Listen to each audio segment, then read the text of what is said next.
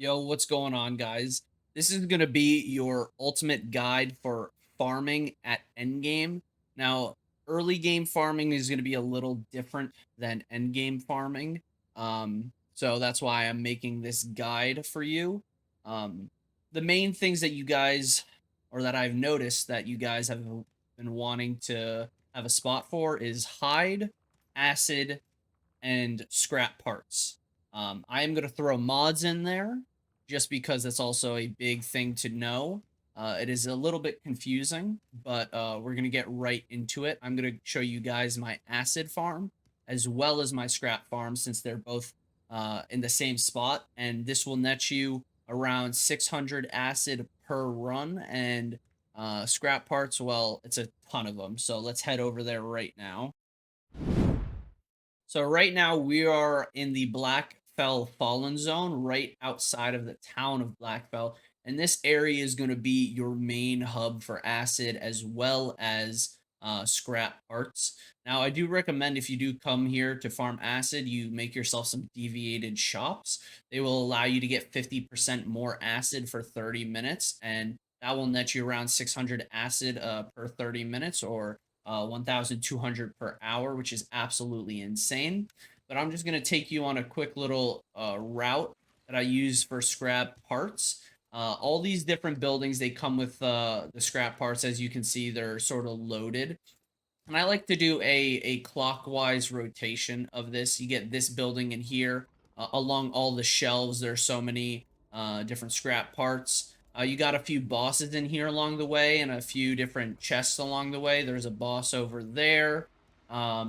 And I just like to do this in a counterclockwise rotation, killing all the enemies that I see. All of them can drop acid around here, and then you just basically come around, and by the time you're done, you'll have a ton of scrap, and you'll have some time to farm some more acid. And I'm not exactly sure how quickly the materials they respawn and the chests they respawn. Some people say an hour, some people say two, but what I recommend you do is every hour you come back and you restart your game.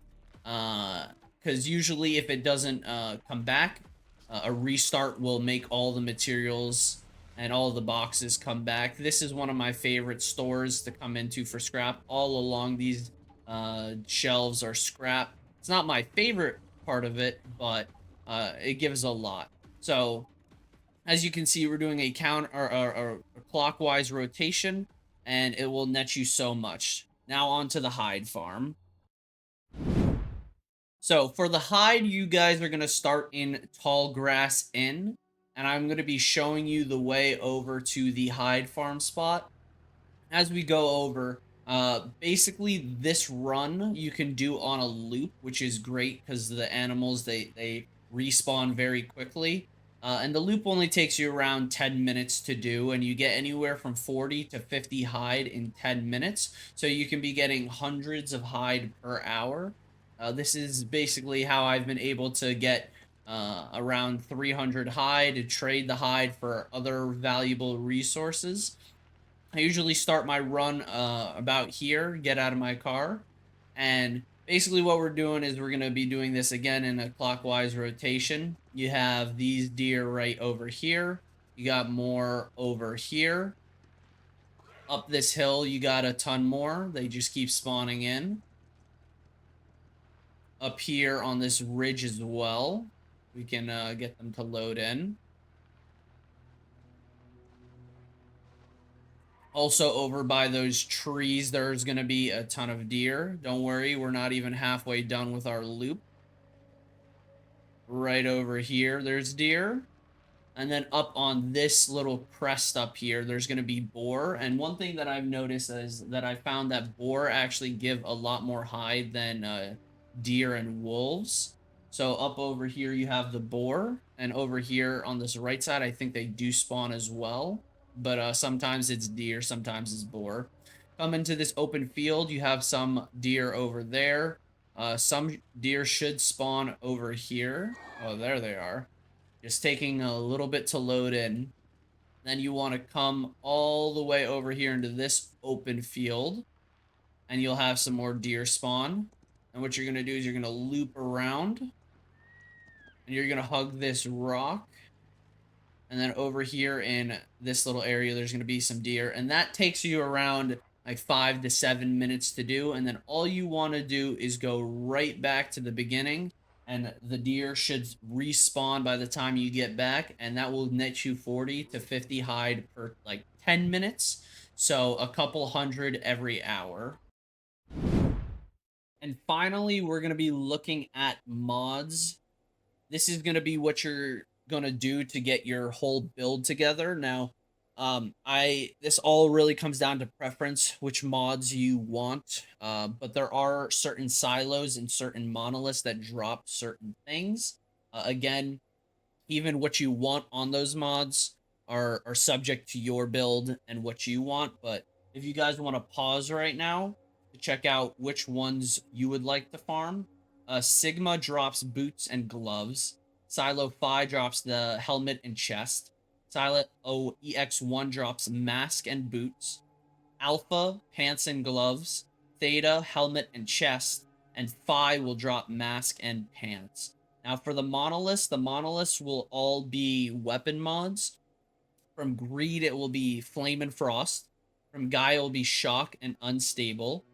From Mirage, it will be Fast Gunner and Bullseye. And from Thirst, it will be Bounce and Shrapnel. Now, the monolith of that is the final boss. Doesn't have a hard mode. So I believe from my understanding, it is random. So I wouldn't recommend doing that one. I'd recommend picking out which ones you want from here and slowly but surely whittling your build down for mods. But again, if you guys would like to pause so you guys know which silos and monoliths you want to farm, do that. I'm not going to tell you which you should be looking for because that's subject to change, but I can give you a frame of reference to go for gun damage, weapon weak spot damage, and weapon crit damage. Basically, anything that gives you a boost to your DPM will seriously help you out. Now, don't get me wrong, you could also do defensive perks if you want to be tanky, like health, damage reduction. But personally, for me, that's what I go for is just boosting my damage. But again, it's all subject to your build. I hope this guide helps you out. Let me know in the comments if you guys think there's a better way to go about this.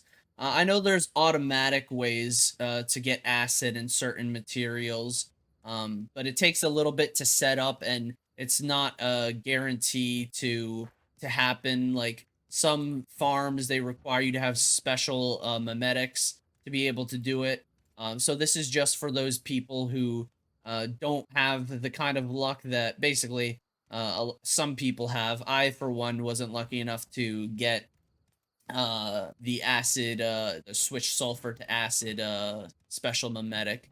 But let me know what you guys think in the comments. And I hope each and every one of you guys has a wonderful day.